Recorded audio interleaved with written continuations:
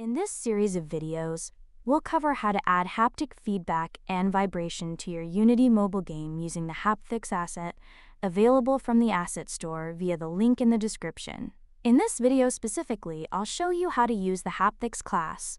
You'll learn how to play a .haptic file, trigger predefined haptics, play simple tap and flat haptics, stop haptics when needed, and listen to Hapthicks events.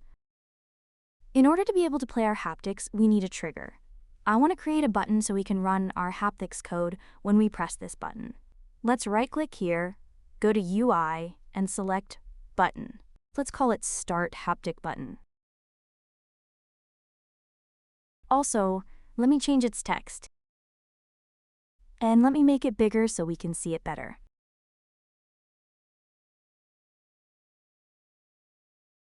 And finally, let's increase the font size. In order to write Hapthicks code to run any haptic, we need a C# script, so let's create one. I want to call it My Haptic Manager. Now let's create an empty game object here in our hierarchy, so we can attach this script to it. Let's also call it My Haptic Manager. And now I can attach my script to this game object by dragging and dropping it. Great, let's double-click on our script to open it up. Let me delete all this stuff because we do not need it. And let's add, using Hapthicks. What we need first is a text asset variable that we can use to hold our .haptic file that we want to play. Because I want it to be visible in the Unity inspector so I can easily select the .haptic file I want, I will use the serialize field tag here. Now let's create a public method so anyone can call it, and we'll write our haptic playing logic inside it. I'm going to call it Play Haptic. To play .haptic files, we need to call the Play Haptic method from the Hapthicks player class. So let's do it. Hapthicks player.playHaptic.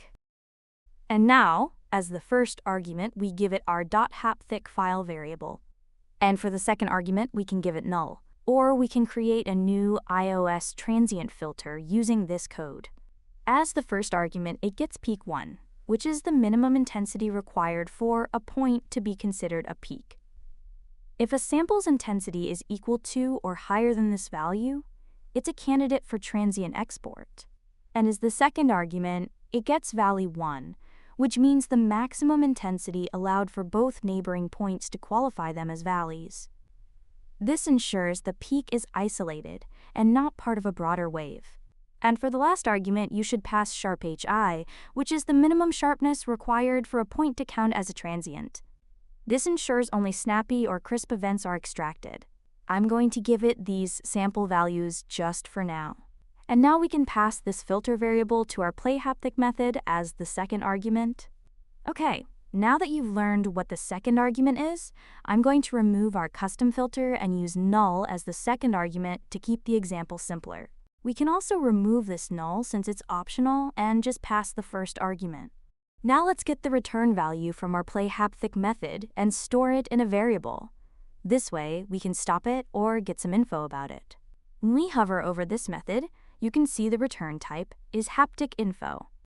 So we just create a haptic info variable here, and we'll call it My Haptic Info. And then let's add it right before we call Play Haptic to store the return value in this variable. Now let's go back to the Unity editor. And here in the inspector, we should add our Play Haptic method to the on-click event of this button. This way, whenever the user taps this button, our method will run.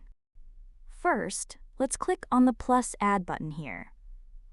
Now let's drag and drop our Haptic Manager game object into this field.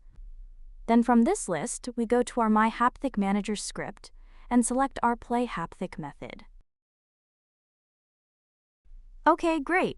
Now let's select our Haptic Manager game object, and in the inspector, we should see a field where we can select our .haptic file. This is the serialize field we added. We can click here to select our haptic, or we can just drag and drop it in. Let me go to the Hapthicks folder and Sample Haptics folder, and let me drag and drop this 3-tap haptic file into the field. Now everything is ready, and whenever you tap on this button, you should be able to feel the haptic in your hands on iOS and Android devices. Next thing I want to show you is how to stop the haptic while it's playing.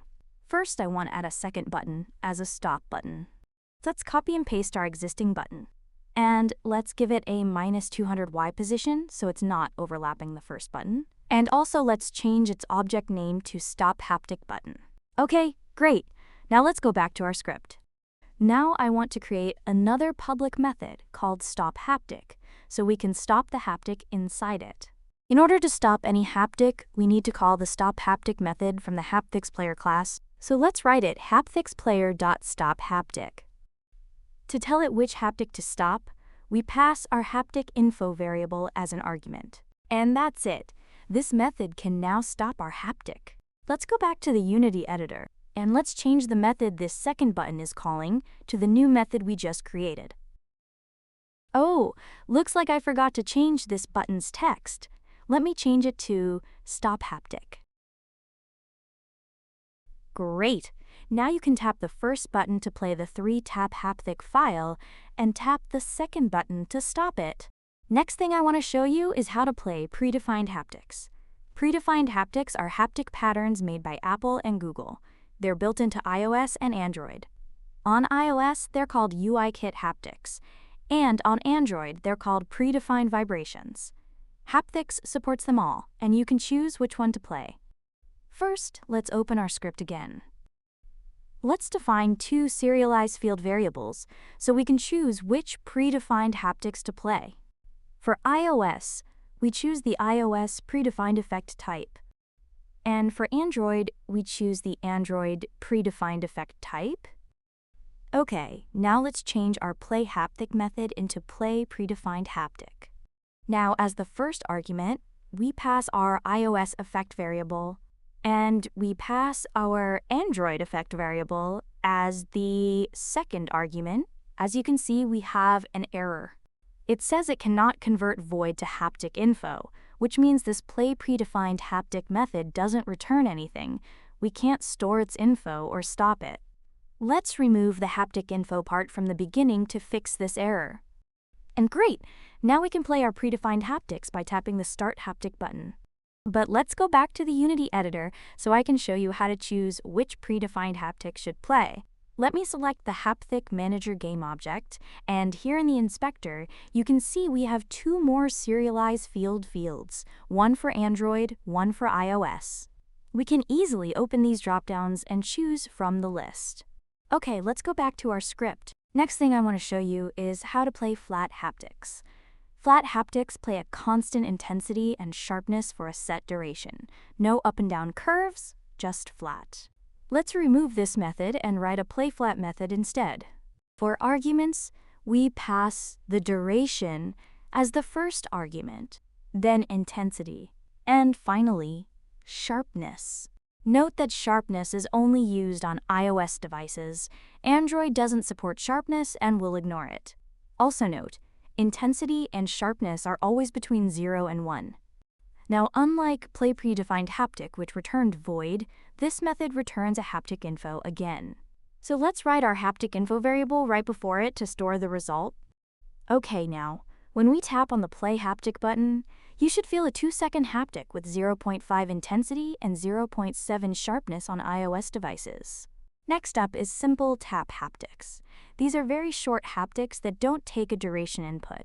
They're great for small feedback like tapping a button. To implement it, let's remove the playFlat method and write a play simple tap instead. For its arguments, it's just like playFlat but without the duration, just intensity and sharpness. Now, when we tap the play haptic button, a short haptic with 0.5 intensity and 0.7 sharpness will play. Okay, now that you've learned simple tap, let me remove it and write our flat haptic code again. Great! Next thing I want to show you is how to use Hapthicks events. Hapthicks has two events you can subscribe to, one that fires when a haptic starts playing and another when it ends. First, let me create an awake method. Now, inside this awake method, I will subscribe to hapthicksplayer.on haptic started. And we should also create this on haptic started method so we can run our logic there. I'll use this quick button in my code editor to implement it for me automatically. There we go. Now we have the onHaptic method. As you can see, it takes a haptic info argument, which gives us the data for the started haptic. Let me remove this not implemented exception line that VS Code added automatically. We don't need it. Okay, I want to log the duration of the started haptic in the Unity console whenever a haptic starts. So let me write a debug.log.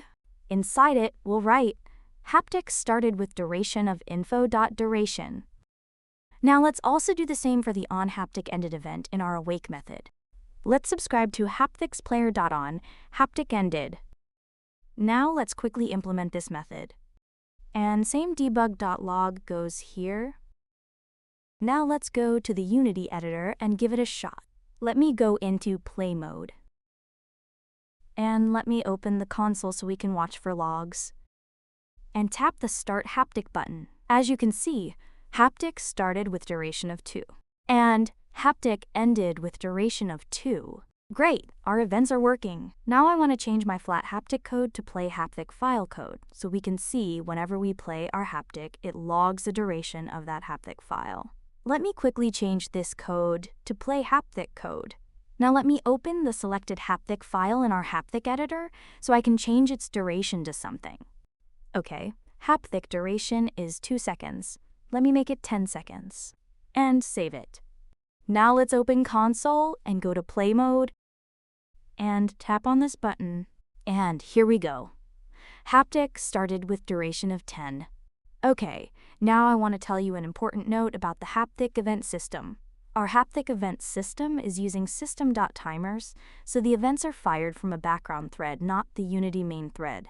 This means you cannot directly modify Unity objects, like UI updates, from within these callbacks. To safely perform Unity-related actions, we need to set a flag like a Boolean variable inside the event, and then handle it inside our update method on the main thread. Otherwise, we might experience errors, crashes, or silent failures. Let's go to our script so I can show it to you. Okay, first let's get our Start Haptic button into a variable, so let's create a serialize field here. And whenever our haptic ends, I want to make this button not interactable. So inside the onHapticEnded method, I write playbutton.interactable equals false. And since our haptic file is 10 seconds in duration, I'll change it to a short flat haptic. Great, now let's go back to the Unity editor and assign our button to the serialize field. So let's select our Haptic Manager object. And let's drag and drop our button into this field. And let me show you what it means when our button goes not interactable. Let me select our button. And here in the inspector, turn off the interactable checkbox. It's now grayed out, and now it's normal again. Okay, let's go to play mode and see if it works. Let's open the console to see logs too. Okay, as you can see, we got haptic ended log, but our button is still interactable. This is what I was talking about. We got that silent failure. Let's go to our script and fix it quickly. First, let's create a Boolean field that we'll use as a flag. I'll call it makeButtonNotInteractable, and it should be set to false by default. Now, instead of directly making our button not interactable, we'll just set this Boolean to true. Now let's create an update method which runs every frame. And here we can say, if this Boolean is true, go ahead and make our button not interactable. Let's go to Unity and give it a shot. Awesome! Our button is now grayed out after the haptic ends. I think we covered almost everything inside the Hapthicks class. Hope you learned a lot.